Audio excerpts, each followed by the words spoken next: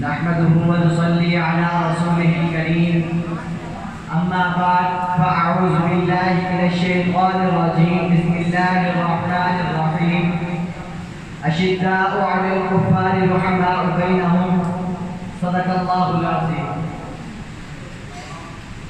محمد کے صحابی کا وہ شانہ یاد آتا ہے، محمد کے صحابی کا وہ شانہ یاد آتا ہے، بدل کر بھیس گلیوں میں وہ جانا یاد آتا ہے. نجف اس عہد کی مائیں جب آٹے کو ترستی ہیں، عمر تیری خلافت کا زمانہ یاد آتا ہے. سامعین محترم، آج میں جس موضوع پر نقشہ کرنے کی رسالت کر رہا ہوں وہ کوئی عام ہستی نہیں بلکہ تاریخ انہیں سیدنا فاروق اعظم رضی اللہ تعالی عنہ کے نام سے یاد کرتی ہے.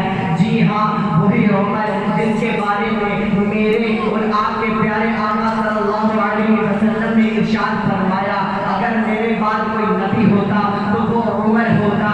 کون عمر؟ جس نے توحید و رسالت کا جھنڈا آدھی دنیا میں لہرایا. کون عمر؟ جس کو دیکھ کر شیطان اپنا رستہ بدل لیتا تھا. کون عمر؟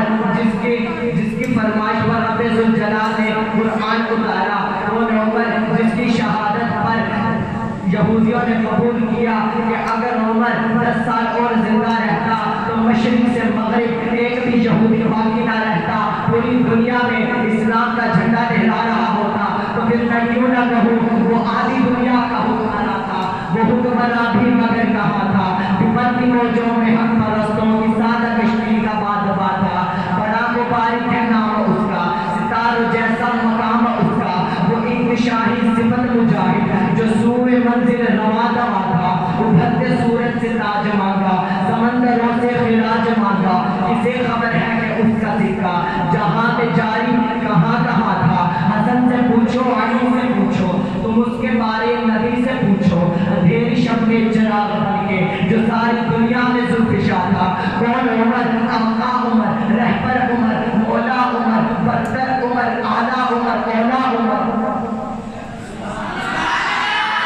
ذات نبی پاک پہ سو جان سے شیدا عمر، ایمان میں احسان میں یکتا عمر. باد بہاری کی طرح نکلا علاقوں روم سے، ابر کرم بن کر اٹھا ایران پہ برسا عمر. مابعد ختم المرسلین کوئی نبی آنا نہیں، یہ سلسلہ چلتا اگر ایک نبی ہوتا عمر.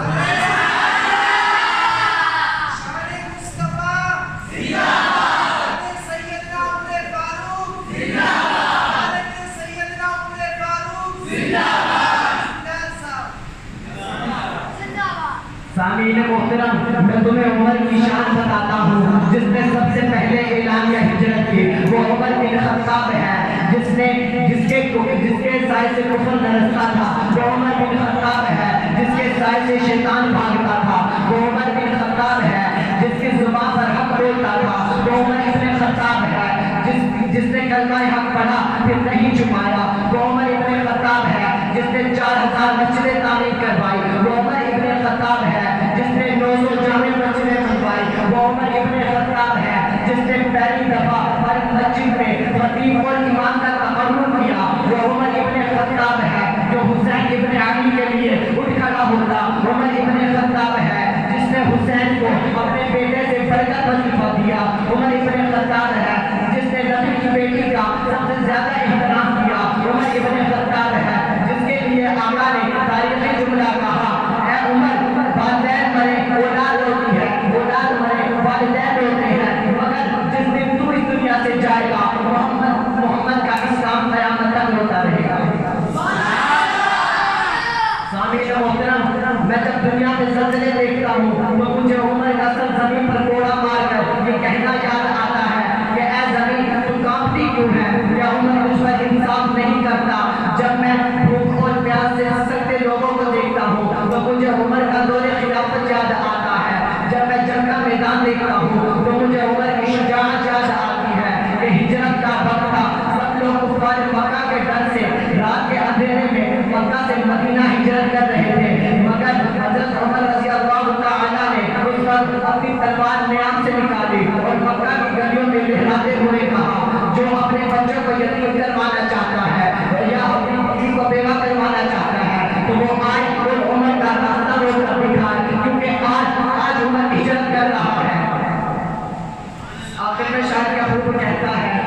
جو در کعبے کا کھلوائے اسے فاروق کہتے ہیں، جو رب کا دین منوائے اسے فاروق کہتے ہیں، وہ جس کا حکم